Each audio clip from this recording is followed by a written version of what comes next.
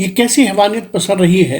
हाथरस के बाद बलरामपुर, आजमगढ़, बुलंदशहर, राजस्थान के 12 और मध्य प्रदेश के कुछ जिलों में जो घट रहा है वो किसी संप्रदाय के खिलाफ नहीं बल्कि आदि साली नस्ल के खिलाफ है। हैवानियत की यह हवा कौन चढ़ा रहा है? माँ, बेटी और बहन के बारे में सोचकर सर चकरा रहा है। महिलाओं की सुरक्षा का विषय एक बार फिर हमें झकझोर ही नहीं रहा, सिर्फ सोचने पर मजबूर भी नहीं कर रहा बल्कि शर्मिंदा भी कर रहा है। तकलीफ इस बात की है कि जिस जघन्य अपराध से हमारी मानवीय सभ्यता को सबसे पहले दामन छुड़ा लेना चाहिए था, उसी अपराध को हमारे बीच कई लोग ऐसे अंजाम देते हैं कि इंसानियत पर भी शक होने लगता है। हाथरस व अन्य जगह एक ही सीरीज में हुई हैवानियत ने देश की सज्जन शक्ति के बौनेपन को उजागर किया है। ये बात और ज़्यादा शर्मसार करने वाली है कि इस हैवानियत को रोकने की जगह राजनीति इसे हवा दे रही है। देश की सज्जन शक्ति के लिए ये घटना न केवल चुनौती है बल्कि खतरे का संकेत है। सबसे पहले उस इंसानी बिरादरी के बारे में कुछ करो जिससे ये लैंगिक गैर बराबरी समान हो। सिर्फ किताबों में नारी पूजा और कदमों के नीचे जन्नत के मुहावरों से बाहर आओ और उन पंजों को मरोड़ दो जो आपकी नहीं किसी की भी बहन बेटी की और गलत इरादों से बढ़ रहे हैं। ये घिनौनी हैवानियत दिनों दिन बढ़ती जा रही है। आम जन में रोष है। ये इशारा है कानून व्यवस्था से लोग संतुष्ट नहीं हैं। सब उठो, सब मिलकर खड़े हो जाओ, ये सब की बात है। हाथरस के बाद देश में कई जगह मानवता शर्मसार हुई।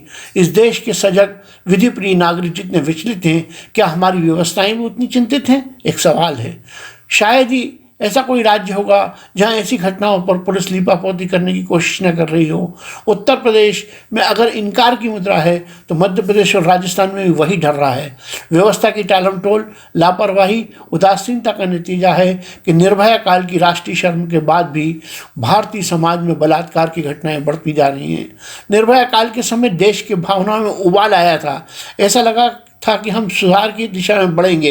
इसके विपरीत आंकड़े बताते हैं कि पिछले 10 वर्ष में महिलाओं के शोषण की आशंका में 44% वृद्धि हुई है। पिछले वर्ष 32,033 बलात्कार हुए थे, जिसमें से करीब 11% मामले तो दलित महिलाओं से जुड़े थे। आज की चेतावनी कह रही है कि बड़ी बड़ी बातों का समय बीत चुका है, अब बड़ी कार्रवाई की ज़रूरत है। आज यौन अपराधों और यौन हिंसा के विषय को पूरी गंभीरता से संज्ञान में लेने की ज़रूरत है।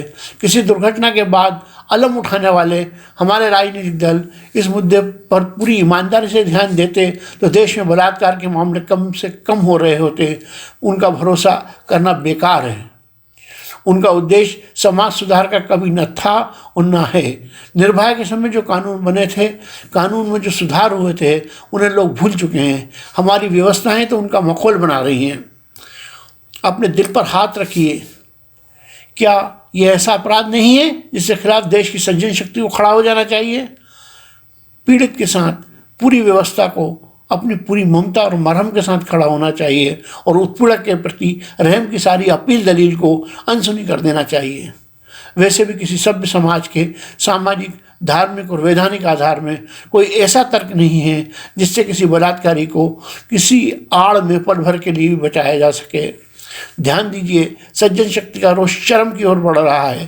ये इशारा है कानून व्यवस्था से लोग संतुष्ट नहीं हैं। समाज को कड़ाई से अपने व्यवहार को परखना होगा।